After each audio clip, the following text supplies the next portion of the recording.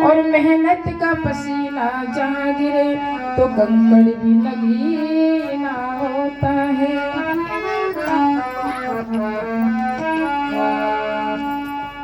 तो ओम नाम का सिमरन कर ले, सभी लोग ताली बजाए माँ भाई बहने।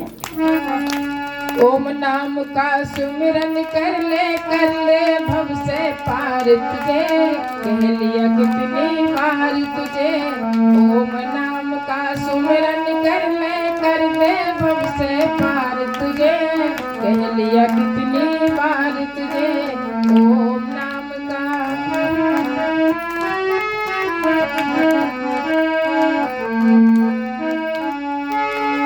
जिस नगरी में बास करे वह ठग चोरों की बस्ती है, लुट जाते हैं बड़े बड़े फिर तेरी भी क्या हस्ती है। जिस नगरी में बास करे वह ठग चोरों की बस्ती है, लुट जाते हैं बड़े बड़े फिर तेरी भी क्या हस्ती है।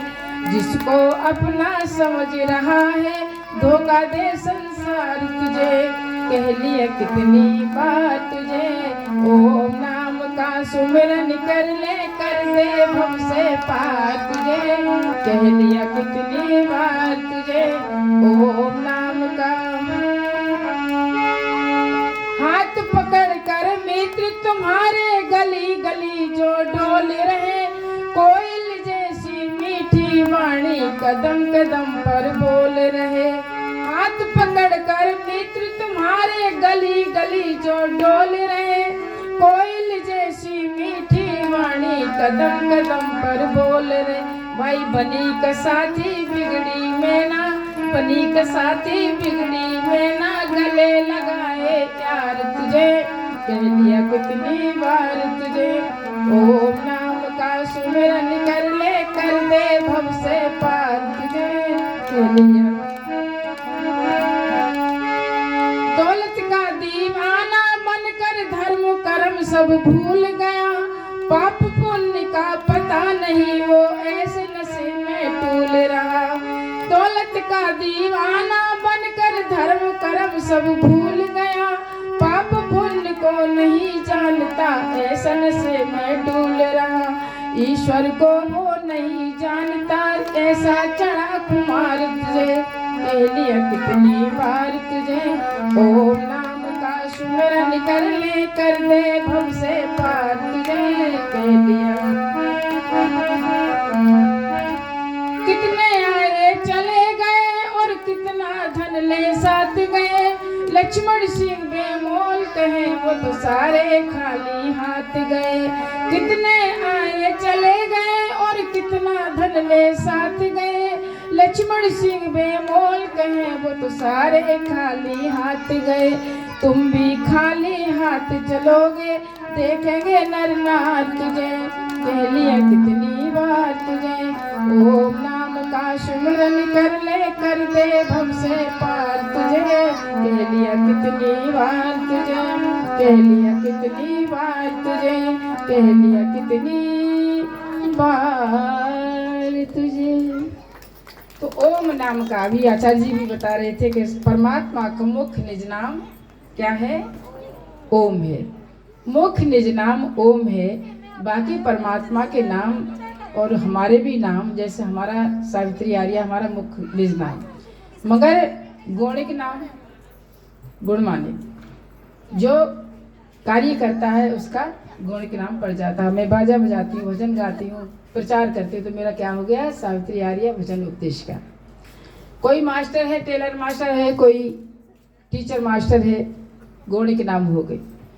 और जो है संबंधवाचक, तो संबंधवाचक में परमपिता परमात्मा को हम ओम भी कहते हैं और राम भी कहते हैं, कृष्ण भी कहते हैं, गौणिक नाम है उनकी। और संबंधवाचक नाम कोई किसी की दादी है, कोई किसी की चाची है, कोई किसी की नानी है, कोई किसी की बुआ है, कोई किसी की मौसी है, कोई भाभी है, कोई दीदी है, कोई भाई, ऐसे हमारे संबंधवाचक नाम हो गए।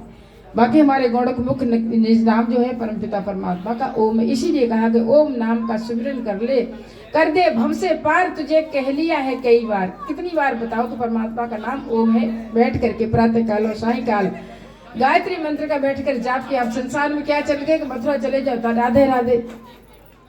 वृंदावन जाए तो राधे राधे, हरिद्वार जाए तो हरि राम हरे शंकर भोले के नाम में पता नहीं कितने नाम गौणी के नाम रख देते, परमात्मा के गौणी के नाम नहीं है, नाम वाचक रखे और संसार में भटक रहा है व्यक्ति।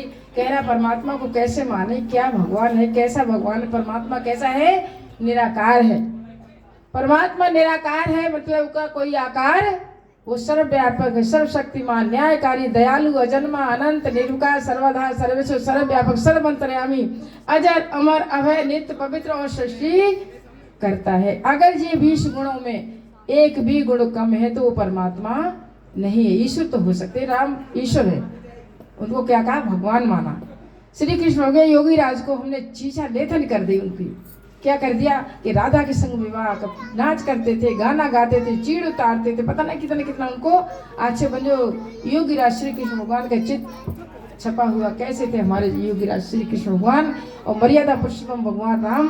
तो ऐसे आकर के हमने अनेक प्रकार के जो नाम बताते चले पौराणिक जो उन्होंने आकर के हमें ऐसा भटका दिया कि हम परमात्मा को जान ही नहीं पाए। तो बड़ा सुंदर ये यहाँ पर चर्चा चल रही है माताओं के लिए। और बेटी से अभी आचार्य जी ने, शिव पूजा जी ने बहुत ही सुंदर यज्ञ कराया, नामकरण संस्कार कराया और बिटिया ने भी 2 भजन गाए, हमारे आचार्य जी ने भी आपको कुछ बताया। तो ये माता का निर्माण करना, माँ का क्या लिखा है कि माता निर्माता भक्ति, माता ही संतान का निर्माण करती है, इसलिए मातृमान, पितृवान, आचार्यवान, पुरुष वेदा।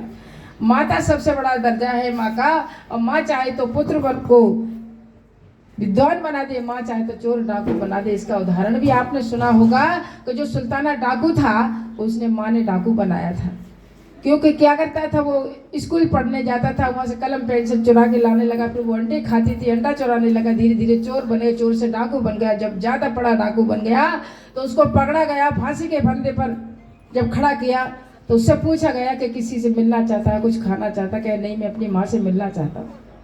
माँ को बुलाया गया, आकर के जब माँ पास में आई कि मेरे पास नजदीक आ, मैं कुछ कान में कहना चाहता हूँ, जाकर के उसने ये कान काट लिया। कह रहा अरे वो चीखने लगी, कह रही जी तूने क्या किया कि मेरी माँ कान पकड़ करके मुझे शुरू से डांट करके रखती, अंडे नहीं खाती, मुझे पेंसिल कलम चला करके लाती तो भी धमकाती और पहुंचाती वहाँ पे, तो मैं आज इतना बड़ा डाकू नहीं बनता, और डाकू नहीं बनता तो आज फांसी के फंदे पर हम नहीं होता। ये माता का ही कर्तव्य होता, इसीलिए माँ का दर्जा बहुत ऊंचा है। मगर माँ क्या करती है कि अपना पुत्रों से गया, मैंने तेरे लिए मकान बनाया, मैंने तुझे पढ़ाया लिखाया, तुझे ऐसा बनाया वैसा बनाया, अगर गलती करता हो तो मत उसकी पक्ष लेकर के और बच्चों को अपने घर में पुचकार के क्यों दूसरों से लड़ने को चली जाएगी।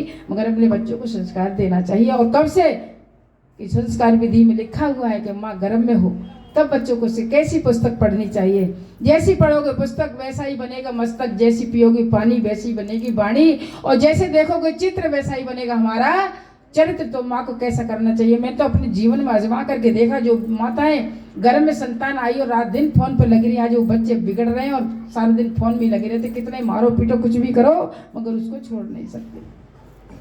तो जो भाई जी ने भी बहुत सुंदर एक उदाहरण दिया था, आचार्य जी ने भी दिया था कि जो संतान है और महिला क्या होती, महिला माने स्त्री को कहते।